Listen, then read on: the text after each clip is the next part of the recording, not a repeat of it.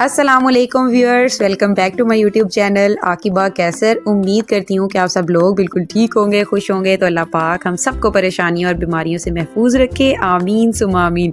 तो इन्हीं प्यारी प्यारी दुआओं के साथ आज के बहुत ही मज़ेदार ब्लॉग को करेंगे स्टार्ट। तो जो लोग भी हमारे चैनल पर नए हैं जल्दी से चैनल को सब्सक्राइब कर ले और हमारी इस यूट्यूब जर्नी का पार्ट बन जाएँ, ताकि आप लोग इस तरह की मज़ेदार चीज़ें अपनी फैमिली के साथ मिल के बनाएँ, खाएँ, अच्छे से टाइम स्पेंड करें और जी हम लोग भी आपके साथ मिल के इस चैनल को ग्रो करें। सबसे पहले जी आप लोगों को टाइटल और थंबनेल से आइडिया हो गया होगा कि आज मैं क्या बनाने वाली हूँ और आज क्या क्या कुछ होने वाला है। तो वो सब कुछ आपको इन तक ब्लॉग में मैं दिखाऊंगी। आप लोगों ने जल्दी से सब्सक्राइब के बटन पे क्लिक कर लेना है और प्यारा सा एक कमेंट लाजमी करना है इस ब्लॉग को देखने के बाद। तो चलें जी, टाइम वेस्ट किए बगैर करते हैं ब्लॉग को स्टार्ट। आज मैं आप लोगों के साथ शेयर करूंगी भी अपनी स्पेशल और वायरल मिनी पिज्ज़ा की रेसिपी। इतने इजी, इतने सिंपल तरीके से मैं इनको बनाती हूँ घर पे और बहुत मज़े के लगते हैं, बच्चे बड़े शौक से खा लेते हैं। तो मैदा ख़त्म हुआ था, वो लेने के लिए मैं मार्केट जा रही थी, रास्ते क्लिप्स रिकॉर्ड किए थे। इतना पैसा मेरे पास है, ये देखिए अभी नेल्स के अंदर ब्लैक ब्लैक नज़र आ रहा है भाई। वो बड़े सारे लोग आ जाएंगे, मेरी कॉमेंट सेक्शन भर देंगे, ऐसा हो गया वैसा हो गया, नेल्स साफ़ कर लिया करें। तो मैं उनको बताती चलूँ कि भाई बहुत सारी रीज़न होती हैं। अभी ना हम लोग सिलेंडर यूज़ कर रहे हैं तो उनकी वजह से बर्तन बहुत ज़्यादा काले हो जाते हैं। अभी उनकी सफाई का भी ख्याल रखना होता है और उस वजह से ना उनको मान के भी हाथों की हालत बुरी हो चुकी हुई है। तो खैर जी, ग्लव्स ऑर्डर किए मैं, वो आएंगे तो थोड़ा सा जान को सुकून होगा। बाकी जो घरेलू औरतें होती हैं ना, घर के काम कर करके अक्सर उनके हाथ इस तरह के हो चुके हुए होते हैं। अब ये कुंवारी चिड़ी लड़कियों को कहाँ समझ में आएगा कभी हाथों के। कभी वो भी दिन था हम भी बड़ा ख्याल रखा करते थे हर एक चीज़ का, लेकिन बाय द टाइम हर चीज़ जो है ना वो डिफरेंट होती जाती है। लाइफ के साथ साथ आप जो है ना वो ग्रो अप होते जाते हैं। तो खैर इतनी लंबी दास्तान मैंने आपको सुना दी है। मैदा मैंने यहाँ पे ले लिया था और अब मैं जा रही हूँ वापस। रास्ते में कुछ क्लिप्स से बनाती जा रही थी, पता नहीं माइंड में क्या क्या चीज़ें आ रही होती हैं। और पता नहीं, मुझे ना घर से बाहर निकलना बिल्कुल भी अच्छा नहीं लगता। मैं अक्सर लोग होते हैं ना, उनको शॉपिंग करना, चीज़ें लेके आना, बिला वजह घर से बाहर निकलना मुझे बिल्कुल भी पसंद नहीं है। अगर मुझे घर से बाहर जाना पड़ा होता है ना, मुझे वो मौत नज़र आ रही होती है कि मेरी जगह कोई और काम कर दे वो वाला। तो खैर बस अब भी जो है ना वो कुछ चीज़ें होती हैं जिनके साथ साथ आपको डील करना पड़ता है। लाइफ के साथ साथ आपको हर काम करना पड़ता है। तो बस यहाँ पे आकर जो कीज़ हमने हैंग की हैं और अब आ जाते हैं अपनी किचन में, बातों को करते हैं। भाई एक साइड पर बड़ी लंबी कहानियाँ सुना दी हैं, अब आती हूँ अपनी रेसिपी की तरफ। यहाँ पे बाउल्स मैंने निकाल लिए थे। ये मैंने जो है वो नीम गर्म दूध आपके सामने 1 कप लिया है, इसको हम यूज़ करेंगे। और इसको इतना गर्म नहीं करना कि बिल्कुल आप फिंगर डालें तो आपकी फिंगर बर्दाश्त ना कर रही हो। बिल्कुल इस टेम्परेचर का रखना है कि वो नीम गर्म हो उससे, बल्कि अगर आप उसमें यीस्ट डालेंगे ना गर्म दूध में तो एक्टिवेट नहीं होगा। और ये मेरा देसी जुगाड़ देखिए मेरे पास हाफ पैकेट मैंने यूज़ किया था और हाफ बच गया था, तो मैंने इसको ना हेयर पिन के साथ इस तरह सिक्योर कर दिया ताकि इसके अंदर जो है ना वो एयर ना आए और ये ख़राब ना हो। बाकी जी वही मैदा जो मैं लेके आई थी और ये कप है, मैं आपको इस कप के साथ मतलब बताऊंगी कि आज हम कैसे कैसे बनाएंगे। तो अगर आपको अभी तक मेरी बातें अच्छी लग रही हैं तो आप लोग चैनल को सब्सक्राइब करके वीडियो को लाइक लाजमी करें, अपने फ्रेंड्स एंड फैमिली के साथ शेयर करें। बाकी जी अब करते हैं इसको स्टार्ट। सबसे पहला स्टेप था डो को नीट करने का, तो वो भी मैं अब स्टार्ट करने लगी हूँ। अब मैंने, अगर आप लोगों को प्रॉपर पिज्ज़ा की रेसिपी चाहिए ना, तो वो मैंने अपने चैनल पे अपलोड की हुई है डिटेल्ड वीडियो। उसमें मैंने हर एक चीज़ आपको एक्सप्लेन की थी ताकि आप लोग घर में फर्स्ट टाइम बना रहे हैं ना तो आपसे कोई भी मिस्टेक ना हो। तो वो बहुत ईजी है और उससे ज़्यादा ईजी था ये वाला, क्योंकि ये रेडीमेड टाइप मेथड हो जाता है। अगर आप लोग बच्चों को लंच बॉक्स, टिफ़िन कुछ भी चीज़ देना चाहते हैं ना, उसमें बहुत बेस्ट रह जाती हैं। इनकी जो डो है पीटा ब्रेड टाइप, उसको आप बना के रख लें, स्टोर कर लें और जब आपको ज़रूरत हो आप निकालें, उसके ऊपर चीज़ लगाएं, टॉपिंग करें और रेडी हो जाता है। तो बहुत इजी रह जाता है ऐसी चीज़ों को। हानि के तो अभी स्कूल जाना स्टार्ट नहीं किया, तो मुझे अभी से इतना मज़ा आ रहा होता है ना कि मैं लंच बॉक्स आइडियाज़ और इस तरह की छोटी छोटी चीज़ें ट्राई करूँ। जब हानि स्कूल जाने लगी ना मुझे बहुत मज़ा आएगा। तो खैर जी, यहाँ पे मैंने 2 कप मैदा ले लिया था। मैदे के अंदर जो है वो हमने सॉल्ट डाल के उसको एक साइड पे रख देना है। दूसरा बाउल लेना है, उसमें मैंने हाफ कप यहाँ पे मिल्क का यूज़ किया। उसके अंदर ही मैंने जो है वो 1 टेबल स्पून भर के जो है वो चीनी की ली थी, शुगर, उसको मैंने ऐड कर दिया। और उसके अलावा मैंने यहाँ पे लिया था भाई 2 टेबल स्पून बटर, इसको हम लास्ट पे ऐड करेंगे, वो मैं आपको बताऊंगी। तो आपने जी शुगर को और मिल्क को अच्छी तरह से मिक्स करना है। उसके बाद जो पैकेट यहाँ पे मैंने रखा हुआ था बहुत ही अच्छे तरीके से भाई सिक्योर करके उसको यहाँ पे मैंने इसके अंदर ऐड कर दिया और इन तीनों चीज़ों को अच्छी तरह से हमने मिक्स कर लेना है कि यीस्ट जो है वो बिल्कुल मिल्क के अंदर मिक्सअप हो जाए।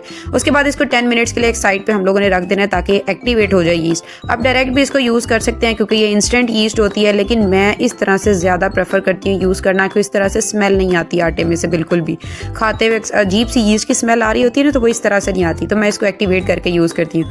10 मिनट्स के बाद जो है वो इस तरह इसके ऊपर थोड़ी सी झाग सी बन जाती है, तो आपको पता चल जाएगा कि यीस्ट एक्टिव है। अगर तो झाग नहीं बनती, इसका मतलब है कि आपकी यीस्ट जो है वो ख़राब हो चुकी थी, और अगर बन जाती है तो इसका मतलब है कि वो बहुत अच्छी कंडीशन में थी। ये एक ट्रिक होती है, आपको आइडिया हो जाता है इससे। तो बाकी जी उस मिक्सचर को अच्छी तरह से सारा इसके अंदर ऐड कर देंगे, और जो दूध हम लोगों ने बचा के रखा हुआ था वो नीम गर्म दोबारा आपने कर लेना है, क्योंकि वो 10 मिनट में तो भाई ठंडा हो जाएगा, जिस सर्दी जिस तरह से हो रही है। तो बाकी जी अच्छी तरह से इस सारी चीज़ों के साथ इसको गूंद लेना है, और इसमें मैंने जो है वो एक भर के बड़ा चम्मच दही का भी ऐड किया था, उससे डो बहुत सॉफ्ट हो जाती है। लास्ट पे जी हम लोगों ने इसके अंदर बटर ऐड करना है, जिनके पास बटर नहीं है वो ऑयल ऐड कर लें, जिनके पास ऑयल भी नहीं है वो घी ऐड कर लें। और यहाँ पे अच्छी तरह से जो शॉपिंग प्लास्टिक बैग इसके ऊपर मैंने रैप किया, मेरे पास क्लिंग रैप अवेलेबल नहीं था, तो मैंने इसको शॉपिंग बैग में इस तरह से कवर कर दिया।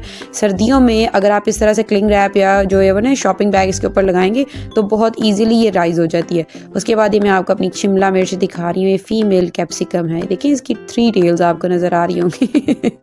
और बस जी ये थी छोटी सी बात, मुझे बड़ी अच्छी लगी। वैसे पता होना चाहिए इन सारी चीज़ों का, किचन में लगी औरतों को भी किचन तक ही नहीं, उनको हर चीज़ का पता होना चाहिए कि लाइफ में क्या चल रहा है, दुनिया में क्या चल रहा है, कौन सी चीज़ कैसी है, कौन सी चीज़ कैसी नहीं है। बाकी ये जो कैप्सिकम्स होती है ना, मेल एंड फीमेल, इनके टेस्ट भी डिफरेंट होते हैं, शेप्स भी डिफरेंट होती हैं। जिस तरह इंसान होते हैं ना, औरतों का मिजाज कुछ और तरह का होता है, और जो जेंटलमैन्स होते हैं उनका मिजाज कुछ और तरह का होता है, तो ऐसे ही वेजिटेबल्स भी होती हैं। तो बस जी यहाँ पे हम लोग जो है वो रेडी करने वाले हैं पिज़्ज़ा सॉस, और ये मैं घर पे बनाती हूँ, बहुत मज़े की बनती है। ये भी मैंने डिटेल में उस रेसिपी आपको बताई हुई है, अगर आप लोगों ने वो ब्लॉग नहीं देखा तो मैं उसका लिंक दूंगी डिस्क्रिप्शन में, आप लोग लाजमी उसको देखें एक बार। तो यहाँ पे मैंने जो है वो सोया सॉस यूज़ किया, थोड़ा सा चिली सॉस, उसके बाद मैंने यहाँ पे जो है वो गार्लिक के छोटे छोटे चंक्स कर लिए थे, और ये बारबेक्यू सॉस आज के मैं इसमें यूज़ कर रही हूँ। मुझे जो है वो बहुत अच्छा लगता है इसका फ्लेवर, मैक्रोनीज वगैरह स्पैगेटीज इसमें बहुत अच्छे लगते हैं ये मुझे। उसके अलावा यहाँ पे मैंने जो है वो चिली गार्लिक केचप यूज़ किया, और अच्छी तरह से इन सब चीज़ों को मिक्स करेंगे, और हमारी बहुत ही मज़े की पिज़्ज़ा सॉस जो है वो रेडी हो गई है। अभी ये सारी चीज़ें मैंने होममेड बताई हैं। अभी अगर आप लोग बहुत ज़्यादा ईजी करना चाहते हैं तो मार्केट से हर चीज़ मिलती है, इवन कि ये जो डो है ये भी बनी बनाई पिज़्ज़ा की मिलती है, और पिज़्ज़ा सॉस भी है, सब कुछ अवेलेबल है। लेकिन अगर आप लोग थोड़ी सी मेहनत कर लेंगे तो कोई आपकी शान में जो है वो कमी नहीं आएगी। बल्कि अच्छी बात है, घर के काम किया करें। अक्सर लोग तो हमारा वेट लॉस नहीं हो रहा, हमारी भाई खाना खा के एक जगह पे बैठे रहते हैं, मुंह उन्होंने करना नहीं है, हिलना जुलना है नहीं, खाना बैठ जाना, तो फिर ऐसे तो नहीं होगा। जितना ज़्यादा आपको अपनी घर की एक्टिविटीज़ में बिजी रखेंगे, बल्कि काम ढूंढ ढूंढ के किया करें। हमारी माएँ हमें बताया करती थी ना, अभी जब हम लोग तुम्हारी उम्र में थे, काम लोग ढूंढ ढूंढ के किया करते थे, सारा दिन बैठते नहीं थे, ये वो था, वो बहुत ज़्यादा हेल्दी थे। मतलब इस एज में आके भी अभी तक वो हमसे ज़्यादा स्टेबल है, माशाल्लाह माशाल्लाह। तो हम लोगों ने तो अपनी रूटीन ऐसी बना ली हुई है कि हम लोग जो है ना वो बिल्कुल ही कोई मुशक्क़त वाला काम करना पसंद ही नहीं करते।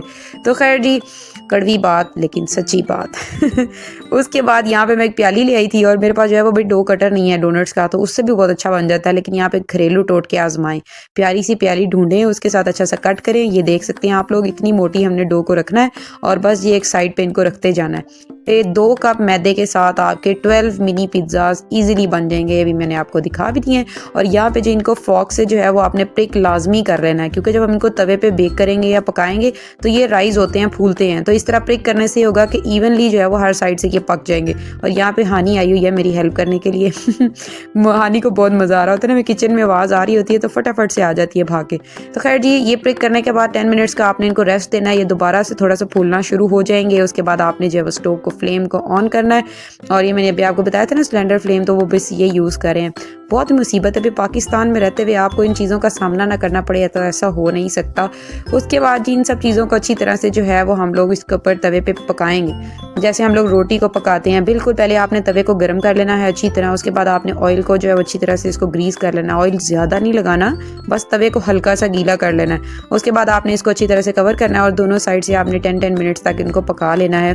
तो ये बहुत मज़े की बन के तैयार हो जाती है। ये शॉर्मा ब्रेड भी है, मैंने इसको ज़रा मोटे साइज़ में रखा था क्योंकि मुझे पिज़्ज़ा बेस बनानी थी। मैं आपको इससे शॉर्मा भी बनाना बताऊंगी, और आपको जो है वो मैं चिकन रैप्स भी बनाना बताऊंगी। बहुत मज़े के बनते हैं। तो आप लोग बस चैनल के साथ बने रहें, चैनल को सब्सक्राइब कर लें। अब आने वाले टाइम के साथ बहुत अच्छी अच्छी रेसिपीज़ आपके साथ मैं शेयर करने वाली हूँ, और कुछ लाइफ में बहुत सारी नई नई चीज़ें भी हो रही हैं, तो वो भी आपको ब्लॉग में साथ साथ बताती चलूँगी। तो बस आप लोग देख सकते हैं इस तरह से मैंने जो है वो पहले से 6 जो थे उनको अच्छी तरह से पका लिया, और दूसरी साइड पे अब अगर आप लोगों के पास इतना टाइम नहीं है, आप लोग तवे पे नहीं बनाना चाहते, तो डायरेक्ट आप इसके ऊपर टॉपिंग करें, उनको 15 मिनट के लिए जो है वो 180 डिग्रीज पे बेक कर लें, तब भी पिज़्ज़ाज़ बहुत अच्छे बन जाएंगे।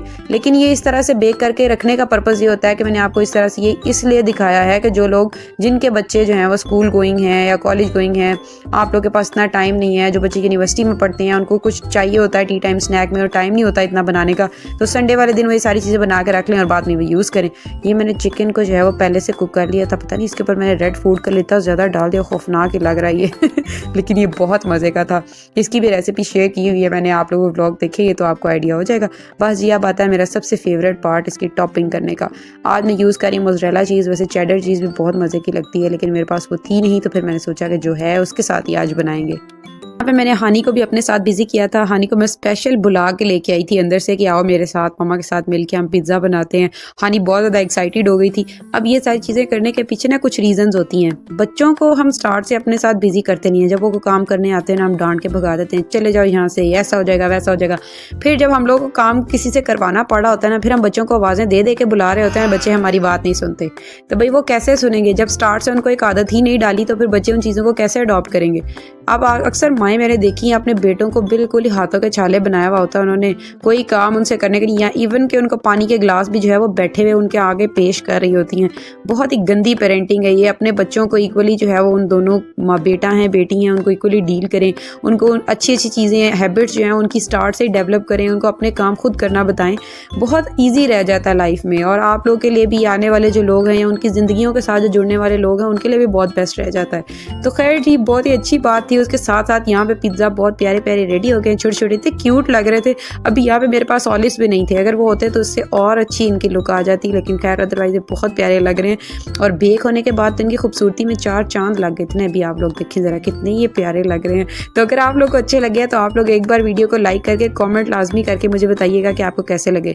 अब अवन को यूज़ ना करने की एक पर्पज़ ये है, रीज़न ये है कि भाई सिलेंडर यूज़ करें और वो बहुत बड़े साइज़ का ओवन है, उसको प्री हीट होते होते ही बहुत ज़्यादा टाइम लग जाता है।